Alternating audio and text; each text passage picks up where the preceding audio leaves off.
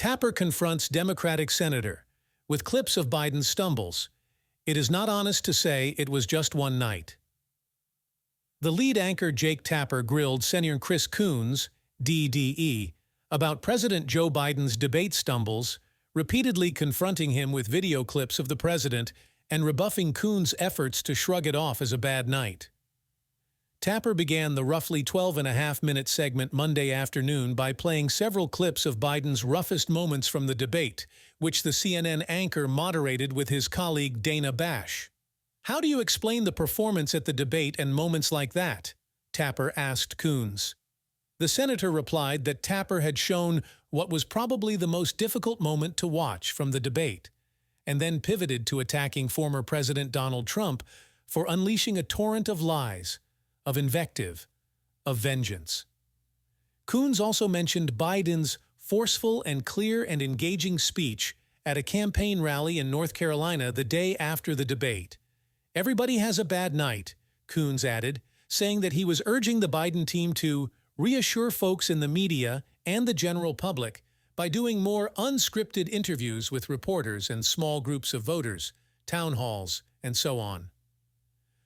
"So with all due respect, it is not honest to say that this is just one night," said Tapper, bringing up another moment like this, not just a senior losing a train of thought, but something else going on here, categorizing it as some sort of a glitch as Biden attempted to introduce Department of Homeland Security Secretary Alejandro Mayorkas.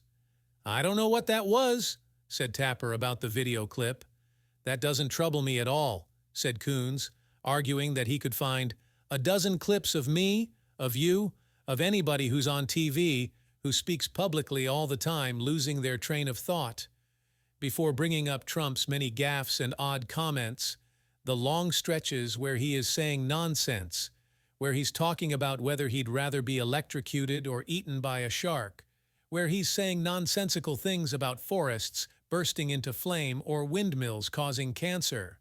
Coons brought up how so many people who worked in Trump's White House have said he is not morally fit to be president and refused to support him, in contrast to the Biden cabinet members and many Democratic senators and governors who were backing the president.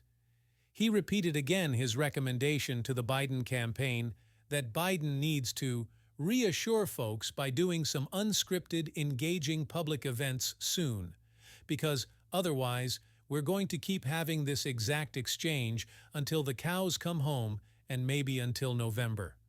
Tapper objected to Coons' argument that media outlets were not reporting on Trump saying odd or potentially distressing things, saying, "I think that we've been doing that since 2015, along with reporting about former Trump administration officials who were not endorsing him. I don't think it's fair to compare you or me losing our train of thought with whatever we saw in the debate stage on Thursday and that little clip from 2 weeks ago," said Tapper. The conversation eventually ended after a discussion of Biden sitting down for an extended live press conference or interview, which Coons reiterated was his recommendation to the campaign.